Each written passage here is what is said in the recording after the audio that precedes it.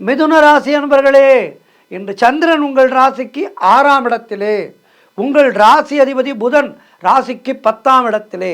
ஆகவே இன்றைய நாளிலே என்ன நடக்கும்? வேலை மாற்றம் ஒரு சிலருக்கு உண்டாகும். அலுவலகத்திலே வேலை பளு அதிகமாக இருக்கும். தேவையில்லாமல் மற்றவர்களுடைய விஷயங்களிலே தலையிடாதீர்கள். யாருக்கும் ஆலோசனை சொல்லாதீர்கள்.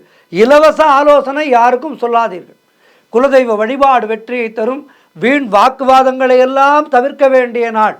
மேலதிகாரிகளால் நெருக்கடிகள் உண்டாகும். ஆகவே கவனமாக இருங்கள்.